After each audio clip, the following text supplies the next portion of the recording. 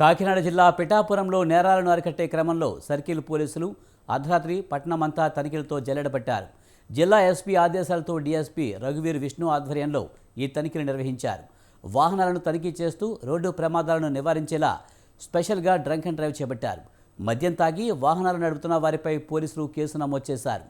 అర్ధరాత్రులు యువకులు అనవసరంగా రోడ్లపై తిరగవద్దని డీఎస్పీ రఘువీర్ విష్ణు హెచ్చరించారు.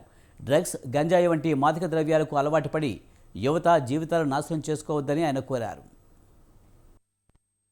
మా రెగ్యులర్ బీట్ వాళ్ళు కాకుండా ఇది కూడా ఒక వినూత్నంగా వన్స్ ఇన్ ఏ వీక్ ఒక సర్కిల్లో చేద్దామనే ఒక ఆలోచనతో ఈరోజు పిఠాపురం సర్కిల్కి రావడం జరిగింది. మొత్తం పిఠాపురం సర్కిల్ ఎస్ఐస్, సిఐ గారు, స్టాఫ్ అందరూ కలిసి మొత్తం గ్రామంలో ఉన్నటువంటి హైడౌట్స్ అన్ని చెక్ చేసుకుంటూ విలేజ్ మొత్తం తిరిగిన తర్వాత చెక్ చేస్తే దాదాపుగా ఒక 11 వరకు కేసెస్ దొరకడం జరిగింది.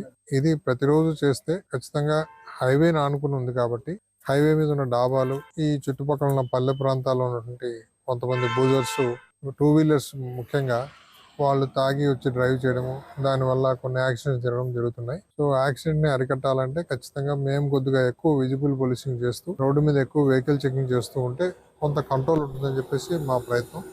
అందులో భాగంగా ఈరోజు ఈ పాదగయ జంక్షన్లోను, అట్లాగే యూ కొత్తపల్లి జంక్షన్లోను, పిఠాపురం టౌన్ మొత్తము అన్ని చేయడం జరిగింది. సో ఎస్ఐస్, స్టాఫ్, సిఐ గారు మొత్తం అంతా దీంట్లో పార్టిసిపేట్ చేశారు.